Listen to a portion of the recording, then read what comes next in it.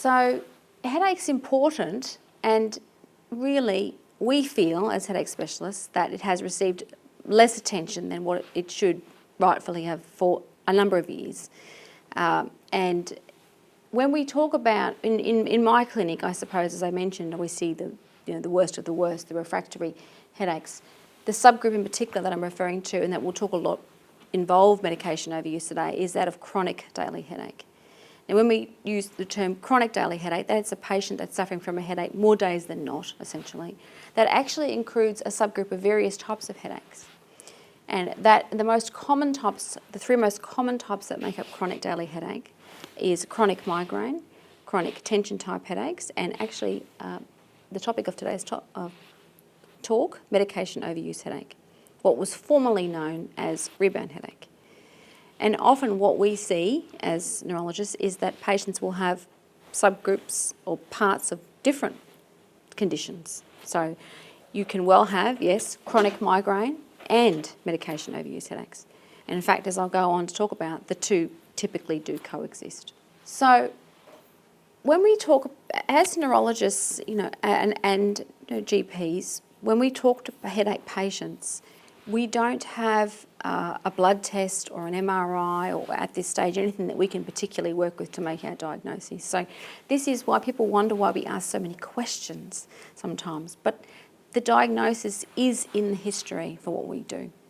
And it's so much so that there is a group, the International Criteria of Headache Disorders, have written a manual, quite a 180-page manual actually, consisting of subgroups of these headaches and definitions as to what they feel are the pertinent criteria or pertinent characteristics of each of these headache subtypes. So this is actually how we make the diagnosis of, say, migraine. We look to this manual and we look to see whether patients meet criteria based on what they tell us or based on the answers of our questions. So the most common headache disorder of them all, of course, is migraine.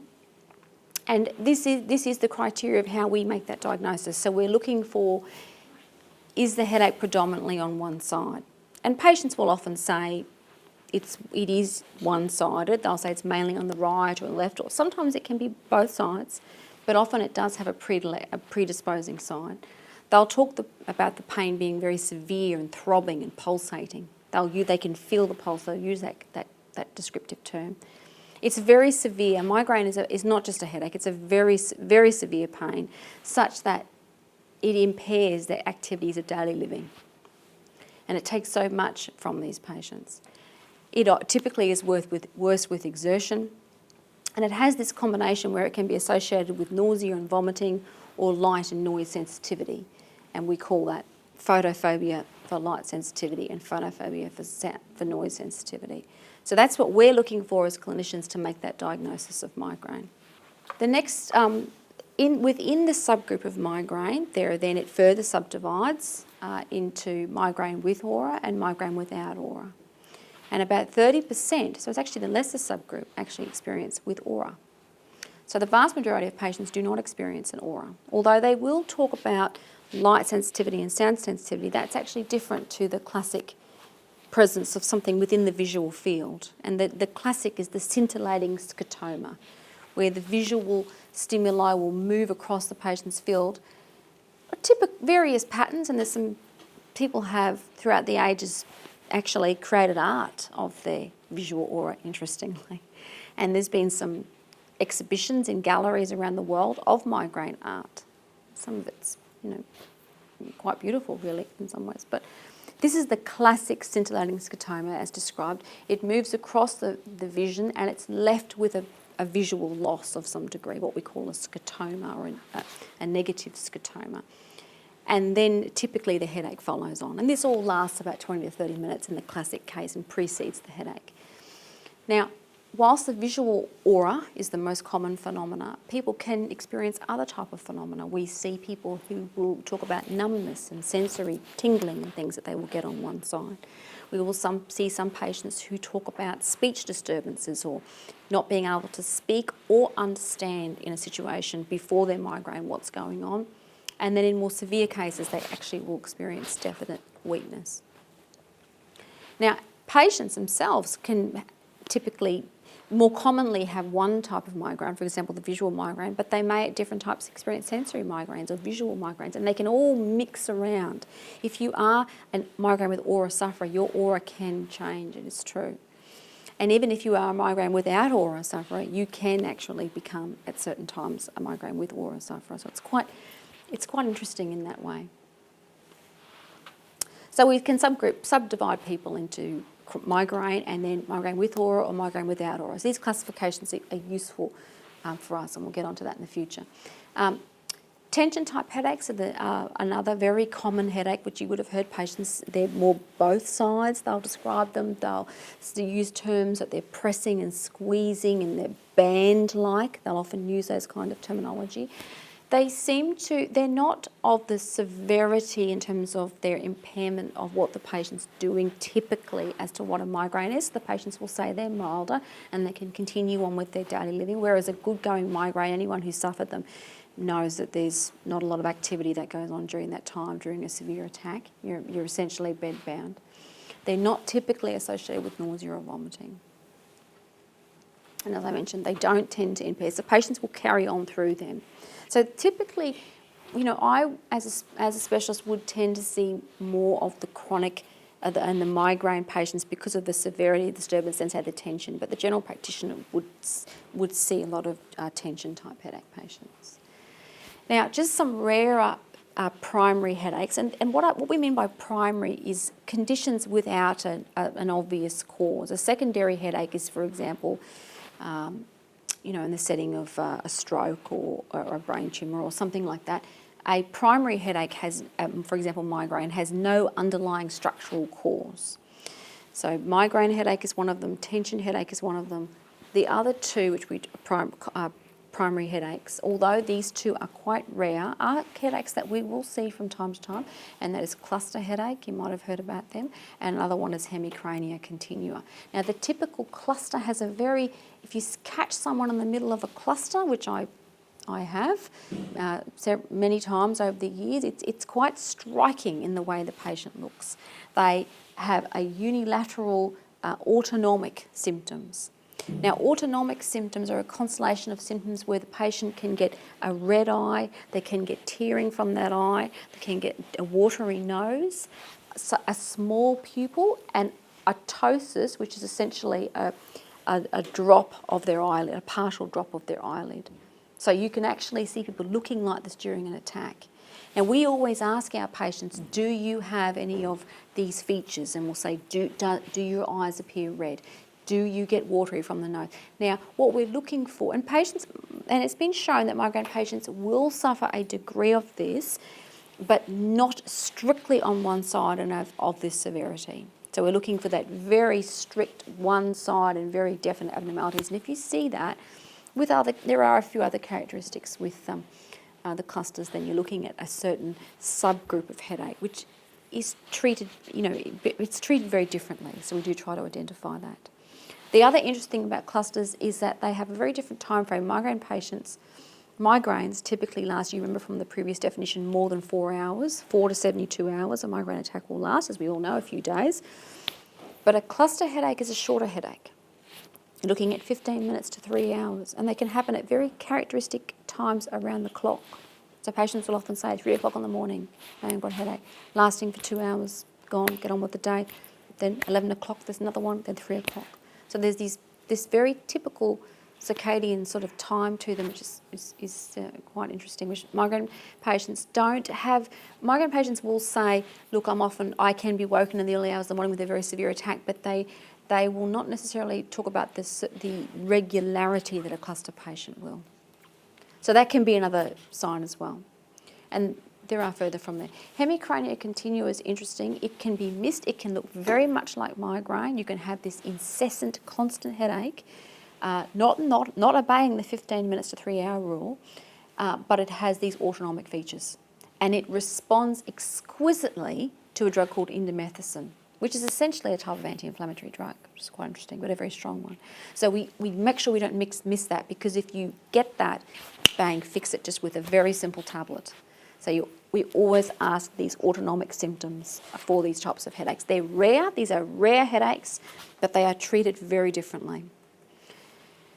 Okay, but I've been asked to talk tonight about medication overuse headaches. So as I mentioned, it is a subgroup of headache, and it is important to migraine sufferers in particular because, unfortunately, migraine patients and tension headache patients are the only patients that can suffer this condition, actually.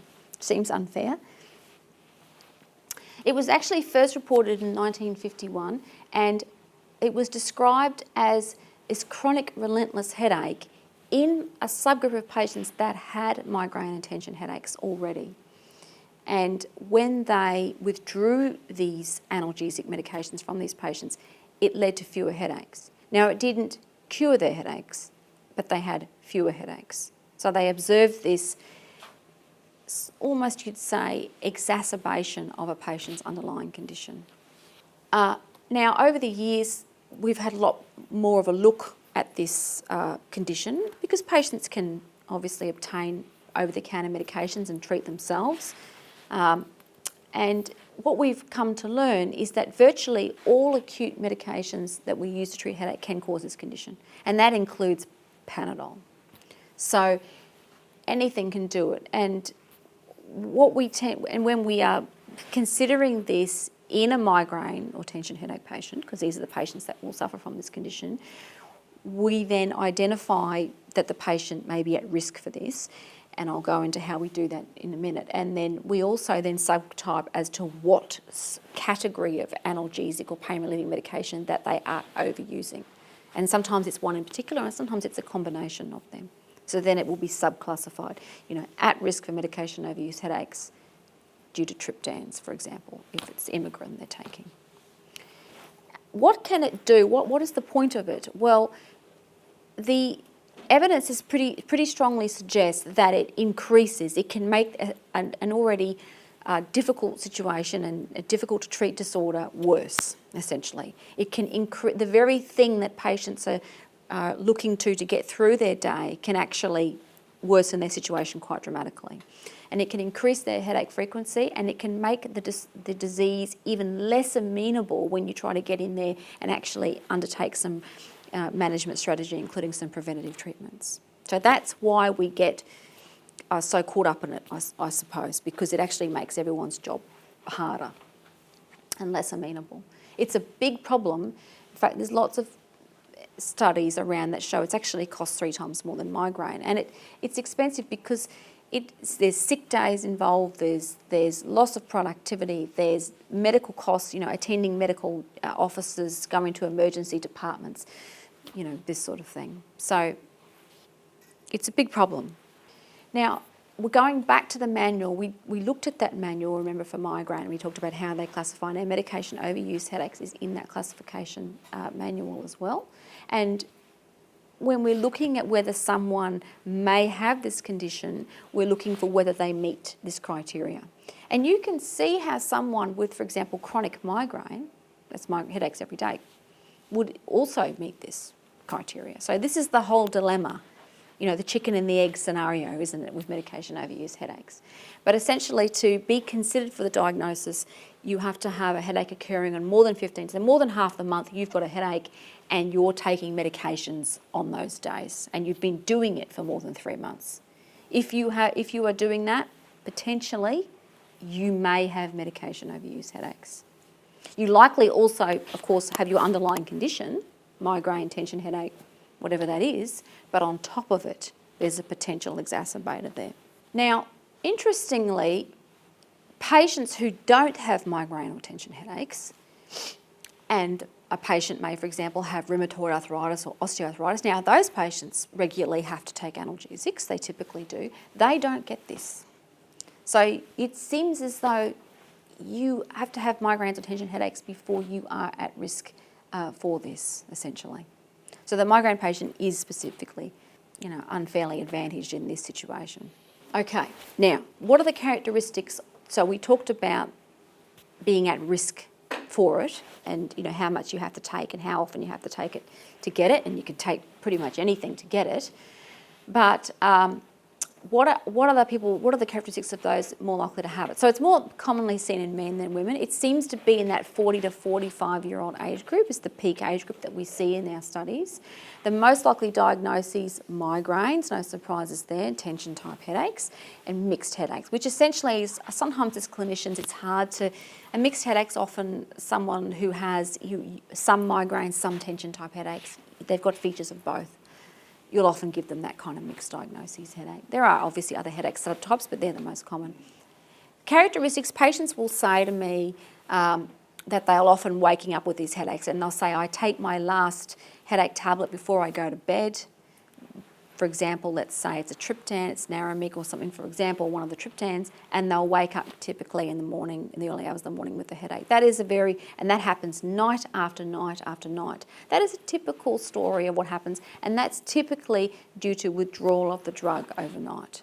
So that can be a sign, particularly, as I mentioned, in concert with them admitting that they take the drug before they go to bed. Interestingly, patients with medication overuse headaches often get neck pain as well, which is quite interesting, which settles down not uncommonly when the drug's withdrawn. This association they have seen repeatedly. Now, the other interesting thing about it is this term you might have heard about recently that's quite talked about in migraine medicine at the moment is this thing called central sensitisation. And essentially it's a chronic stimulation of sensory pathways within the brain that migraine patients as a baseline have a tendency towards, but with ongoing migraine and ongoing use of painkillers seems to amplify. And what that means is that the whole area becomes somewhat sensitive to touch. So migraine patients will say, I can't tolerate my sunglasses on my head for too long, or I can't tolerate, brushing my hair, it just really hurts, or even when I'm lying on the pillow, it really hurts. So essentially, stimuli that should be non-painful in a medication overuse headache and a good going case of that, or in a significant migraine patient, those things can actually be painful for these patients. And that's because of these pathways being amplified. It's related to, most migraine patients will say they have an intolerance to light. They'll say, I've never been able to get out in the bright sunlight. I'm intolerant of that. Strong perfumes bother me. They can be intolerant to smell. They can be intolerant to sound. It's a similar sort of process that involves where those sensory pathways are chronically amplified and agitated, and they become inherently sensitive to those facts of life often. And then they'll often say, then when those pathways are stimulated excessively, when I have a really strong odour confronted with me, I actually can get a headache or I can bring on a migraine. So it's back on that. So we have good reasoning that medication overuse or analgesics, painkillers, and there's lots of animal studies that show this, actually amplify those underlying processes that are already present in migraine patients. They make it a lot worse.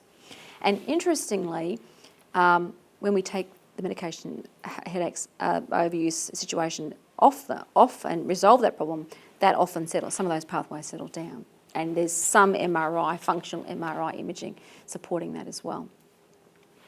Some other things that can happen with medication overuse headaches is they seem to be a bit prone to the autonomic features, which I talked about before. And the other thing is they'll often say to me, look, I've tried all those triptans, I've tried Migraine, I've tried Relpax, I've tried Maxol, they don't work for me. So we not uncommonly see this, that there's a report of these things are not helpful, and then once the medication overuse situation has been addressed and dealt with effectively, when you re-challenge some of those patients to drugs which they previously deemed ineffective, they actually are effective. So I find always worth just revisiting some of those situations when that confounding factor has been dealt with, essentially. Now, risk factors, who is more likely to get this problem? People with an underlying high headache frequency. So people who are already suffering quite a few migraines and tension headaches are more likely to get it. It makes sense. They're probably more significantly affected patients. They're probably also patients who are using more of the medications anyway or needing to. So they're a more significantly affected disease subgroup. age less than 50, having a migraine history. Again, migraine patients seem to be, as we saw before, the most likely subgroup that are involved. Patients who are prone to pain in other areas consistently, for example, fibromyalgia and some of those other musculoskeletal complaints, again, seem to be an increased risk. Mood disorders, again, it's very well established, the link between anxiety and depression and chronic pain in general. Poor sleep, smoking and being physically inactive. So risk factors that come up. And these are important for us because when we're looking at addressing someone with medication overuse headache, we will look at some of those factors and see if we can modify any of them. Okay, what causes it? I already alluded to the fact that migraine patients are inherently sensitive within their sensory pathways to stimuli, and analgesic medication does amplify that stimuli. So there's that central sensitisation pathway that we do know. But there's a lot we don't know about it. We do see genetic factors. It does seem to be more likely in patients who have a first degree relative who have also suffered from it. There may be behavioural factors involved. Patients will often say to me that they will admit to me they will use medications sometimes even when they don't necessarily have a headache, but they've got something important that they have to go to or do, and they'll take the medication almost anticipation of the migraine not affecting that. So sometimes behaviours start to involve overuse of the medications. And also there's a great lack of awareness, and patients just don't know that there's this. I mean, they go to the pharmacy, it's not told to them, they've told all sorts of things about the drug, but from what I can understand, they're not told about the risk of medication overuse headache. So there's a real absence of awareness within the general community about this condition, and certainly within health professionals as well. And sometimes all you have to do is sit down with the patient and say, well, this is what you likely have a component of, and this is how you would minimise your risk of that. And they're just, wow, I never knew. And that's all you need to do. And they just take that information and it never becomes an issue again. So I found patients remarkably amenable to just a conversation about the condition, in my experience. We'll get further to that in a minute. I talked about the inherent sensitivity to innocuous stimuli that migraine patients just live with and just recognise as just part of their normal life. And analgesic medications or pain-killing medications themselves seem to be able to elicit these very same responses in patients. So there's this amplification with an inherent sensitivity, and then you're adding something else that's increasing that sensitivity. And then on observational studies and on some really interesting MRI studies, they've shown that when you take the drugs away, there is a reversible nature of this condition. So it is reversible. It is curable in that sense. The underlying migraine diathesis is not currently curable, but this component of it certainly is reversible with cessation of the drug and withdrawal of the drug. Now, what do we do about this problem? Okay, so the first of all is to realise that it can happen from lots of different categories. I had a patient today who was taking Panadol, every day diligently, thinking they're doing the right thing, starting the day taking the Panadol so they don't get a headache. They likely have medication overuse headaches on a background of having migraine. So the very thing that they've done they're trying to do the right thing, I'm taking my Panadol doctor, is likely exacerbating their condition, and they were quite shocked to realise that Panadol could do this. I mean, it seems like such a, innocuous drug in that way, but indeed it can. And often just having that discussion with patients saying, well, the very thing that you're doing is likely making this to a degree worse, is often all you need to do, I find. And a significant proportion of patients are just very amenable to that discussion and just do very well with that chat. Now, the next thing, of course, the patients then ask is, well, how much can I take? Because, of course, I have migraines. I've always had some degree of them, and they're quite right. They likely will, to some degree, always have them. So what are the limits that you can take, that you're not going to walk into this trap again. And again, they've done a lot of research on how far people can push it essentially before they run the gamut of that. And it varies according to what you're taking essentially. The simple analgesics, the stuff we can largely buy over the counter, you can get away with up to 14 days per month. It's actually half the month you can take the medication. So every 2 to 3 days per week, you can get away without running that risk. But once you go beyond that, that's when the studies seem to suggest that you run that risk. Now, by the way, it may not happen to you, but it may. And it's an exacerbating factor, as we've discussed, because not every migraine patient gets this problem. Not everyone does, but they certainly are more likely to get it. If you're going to use the caffeine-containing painkillers, it is in the 10 days, so you get less of a run with that, as you do with the triptans. Great drugs, but they're probably, now that codeine's been, the landscape of that's been changed significantly, as we know, they're probably the next biggest sins in this regard, the triptans. So they do have to be used carefully. And that is part of the people say, why do they always only sell 4 in a box? And that is part of the reason that is like that. There are other issues, costs and things, but part of it is that there is concern about overuse of those medications. Okay. But how do we manage it? I mean, okay, so we talked about we educate the patients, and often that's all you have to do. And that's fine if it's simple analgesics, you're taking Panadol too much. But if there's a dependence or the drugs are, there are opioids involved, the dreaded, endone and this class, and codeine and things, it is a bit more complicated. Debate has been raging about what is the best way to deal with this problem, and I guess all this sort of field of medicine is asked about in all sorts of dependence type issues. But there was a study in 2018, and they essentially showed that cold turkey worked the best of these patients, and it did seem to work better. They ran a program aligned it where they had restricted drug use, where they said, look, don't take more than 2 days per week. And then the other group, they essentially just stopped everything. They admitted them, stopped everything, and worked on other techniques, essentially, pain management, cognitive behavioural type techniques. And the complete detoxification patients did better. The problem is that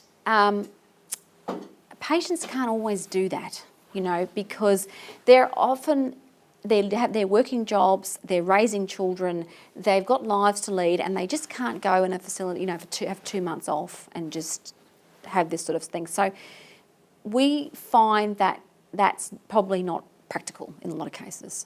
So what we would tend to do for most of my patients, who would generally, come and see me, they've finished work for the day, they come and see me, they're leading very full lives, is what we call a restricted program.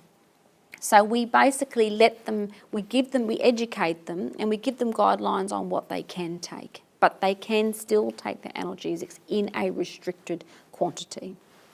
And that still is a very successful program. Now, what happens when you've been taking Migraine every day, or you've been taking Panadol every day, and you decide that you're not going to do that every day? Now, what happens when you stop? You have coffee, you have 10 cups of coffee every day, and you stop taking coffee? You have a withdrawal symptom type complex that happens. Typically, it doesn't last that long. It can last up to 4 weeks, but it typically lasts from 2 to 10 days. And typically, there's a variety of symptoms that are involved. I'll talk about in the next slide: headaches and restlessness and things like that, but it does resolve. So we anticipate that that's going to happen, and we advise patients about that, and I'll talk about that next. And what we try to do, because patients often say, look, I've got to keep working, and I've got to keep looking after these children, and I've got to keep doing these things, is we try to provide them with a sort of a bridge, I suppose, in the therapy. When we're withdrawing off the therapy, restricting their quantities, what can we do to ease that withdrawal period? And the drugs that have been looked at to use are things like naproxen, which is a long-acting anti-inflammatory, which is quite good evidence actually in this period. We also, interestingly, get evidence from things like Stemetil and Maxilon, people don't realise that those drugs, as well as having anti-nausea effects, also have pain effects. And interesting, I talked about nearly all drugs can cause medication overuse headaches, but Stemetil and Maxilon cannot, has not been shown to be. So it's interesting. So naproxen's useful, Stemetil and Maxilon's useful. And we do a few other things as well. Steroids have been used as well and studied quite significantly, and we find it helpful. The studies are a little bit variable in their outcome to that, but certainly we find it helpful.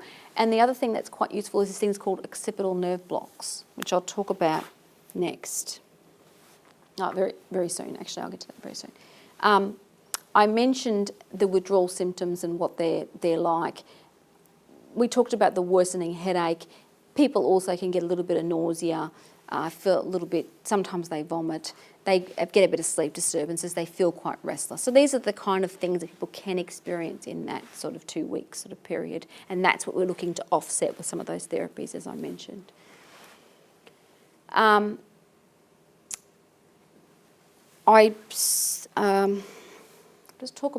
mentioned on the previous slide the nerve block.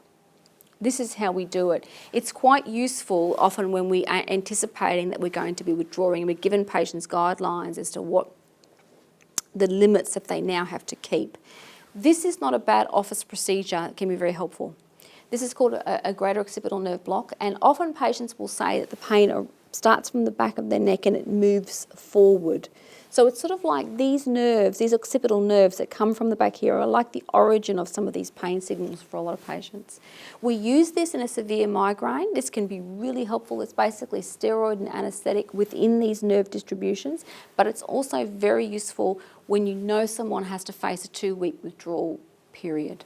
So you know they've got a hard 2 weeks ahead of them. This can be a real kickstart on that process. And it's very safe. It's done in the office. We do it as the outpatient. We're doing it as we're making their plan up for them. We do the block and then they go ahead. And as an outpatient, most of these withdrawals can happen. There is a couple of caveats of where you essentially have to look at admitting a patient, and that is if in the setting of severe depression. Some of our patients are very depressed and they do suffer that as a comorbidity, and also if opioids are involved. That is a very difficult thing for an outpatient patient to do, and inpatient monitoring is a lot safer and better in that sense. So in that sense, if I meet someone who has an opioid dependence and has severe depression and some mental health issues, we would typically refer them for an inpatient pain review and detoxification program. But otherwise, you can do it as an outpatient. Now, the other thing I mentioned, that when we're giving them education about the overuse, we're setting limits and guidelines on what they can take. We're discussing bridge therapy. We're looking at anti-inflammatories, long-acting for them to give. Maybe we're giving them a block to help them through that. Maybe we're giving them some steroids. The other thing we're looking at doing is starting a preventative, because a lot of these patients are not even on any medications to actually prevent some of these headaches. So this is where we start looking at, let's look at how we got into this situation. You've met criteria for migraine. What were you actually doing to treat your migraine? And then they might say, well, I was taking Panadol, or I was taking, Mesindol, or I was taking Migraine, or but they'll often tell you they weren't taking a preventative. So this is also where you jump in and say, well, look, you've got migraine underlying all this. Even when we withdraw all this medication, you're still going to have headaches. So how can we prevent this from happening again? And the addition of a preventative is how basically we look at getting that whole disease model encompassed in that plan to get people out of this mess and, as I said, stop them from getting it in again. And there's various preventatives that you can use. There's blood pressure medications and anti-epileptics and antihypertensives, so there's a lot of variety to use. And as neurologists, we all have our personal experiences and preferences and all of these, and a lot of it is based on some of that.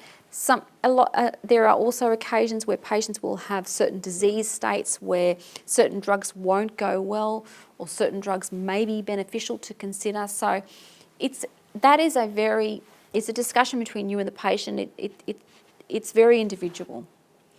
But when we look at the evidence as what has worked or what has been beneficial in medication overuse headaches, 3 options do come up again and again, and that is topiramate, and it's Topamax is the name of that drug, and that has been shown to be beneficial in medication overuse headaches and withdrawing. The drug does have a lot of side effects, and that does limit its usefulness to some degree, but it is beneficial in that situation. Other options, of course, botulinum toxin does have evidence. The original studies that when it came to market and was placed on the PBS did show benefit in subgroups of patients that were medication overusing. And it's a very well tolerated, it has a very low dropout rate drug. The new drugs you might have heard about, the CGRP monoclonal antibodies, also are of use, and they're very well tolerated and have low drop-off rates.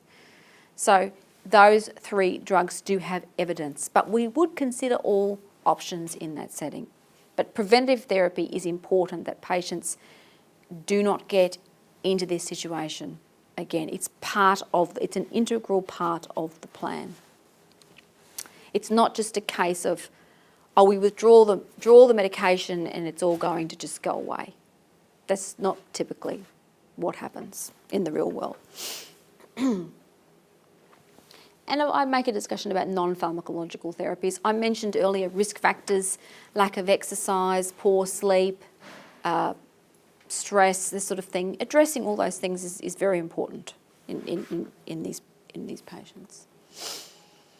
Now, I alluded to the fact that some people straight up you meet are going to need inpatient management. They're not going to be able to do this as an outpatient because of the opioids and the risk of withdrawing from them. There are seizures, hallucinations. There are things that can occur in that setting. And they may have, for example, severe depression, and that's going to put them at great risk. So this is often where we will enlist our colleagues' help, our pain specialist colleagues, and they do a very good job at a number of pain programs and things that are offered. And often we'll get patients to do that program, and then we'll see them again after that program, and then re-look at their underlying disorder. So we do work with them in that way. And I mentioned, inpatient, and it also lets you, it's supervised, state and safe. So this is just an algorithm. This is basically all that we've spoken about in a flow chart, essentially. So straight away, as I mentioned, you are taking the history and identifying patients who are at risk for medication overuse, and you're having that discussion about the condition. You also are looking at what they're actually overusing, and if it does involve opioids, or if they have severe depression, you really are looking straight away almost at inpatient management pain specialist review. If we're over here and it is something like simple analgesia or the triptans, this can be done as an outpatient. You're having that education, that discussion. Often that's all you need with patients often there for the simple analgesics. Then you've got your options, as I mentioned, complete detoxification, cold turkey, we're going to stop it, or an information sheet, as I mentioned to you, about how much you can take of each of these categories of drugs, and that's called a restricted intake program. And then also providing them with things like the naproxen, the long-acting anti-inflammatory, and some other alternatives. In addition, bolting on, having that discussion about your preventative therapy, which the patients may not have done. The 3 are mentioned that do have the evidence there. And again, a discussion about exercising, avoiding trigger factors. If you know something causes it, for example, alcohol or some other situation, avoid that.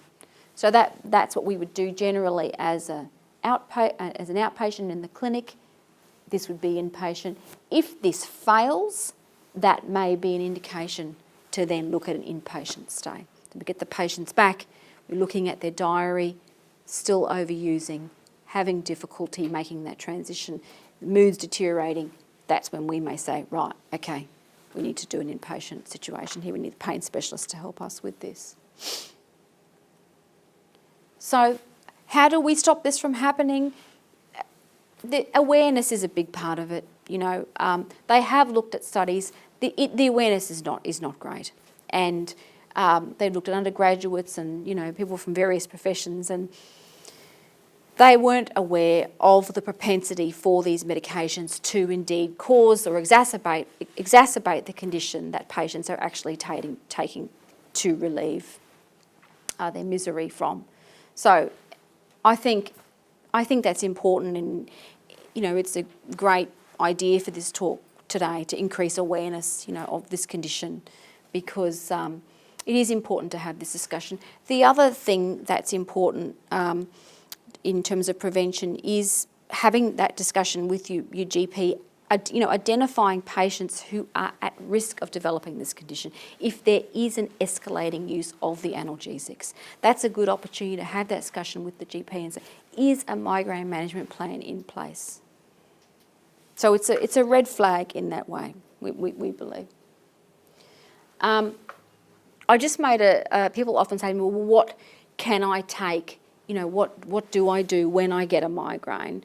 And what the basic, I guess, paradigm is, you know, as you would know, our stance on opioids is avoid them. Looking at when you're taking a medication, looking at the limits of the amounts of a certain class of medication that you can take, and staying within that limits. And then should the simple painkillers not be effective, the Panadol, Nurofen, then stepping on to some of the other more directed therapy, and that's, you know, the Migraine and the Relpax and the Naramig, with the Stematol and the Maxilon, so some of the combination therapies. And then for milder attacks, you know, non-drug therapies do have a role. You know, getting out, going for a walk, doing some relaxation therapy, increasing your fluids, using the hot packs. They do work for milder attacks, and they will avoid the use of analgesics on some of those days. So there is a role for that in certain instances. Again, just making a mention of some of the life. We talked about some of this thing. Exercise helps. Stress management, a lot of patients take on too much, learning to say no to things, avoiding triggers like alcohol that they know will characteristically cause an attack. Sleep patterns are important. The sweet spot with sleep is between 6 to 8 hours. Too little sleep can cause migraines, too much can as well. And skipping meals, seems like the fasting can be quite triggering for migraines. So patients will often say that they know what caused it because they missed lunch and they were stressed and they were, you know, trying to meet a deadline, and then all they, you know. So if you can modify as many of those things, then you can avoid, you know, the headache and then the use of the analgesics, and that can reduce the quantities that you're consuming as well. And then last but not least, if they do progress, and if the discussion with the primary provider, the GP, you know, hasn't been rewarding, then we do say, you know, someone like myself or a neurologist with a special interest, it's worth having a look at the case and trying to really come together, as I said, with the plan. And that's kind of how we look at and how we craft our plan. I sort of went from beginning to end of what we're thinking about in each steps of that journey.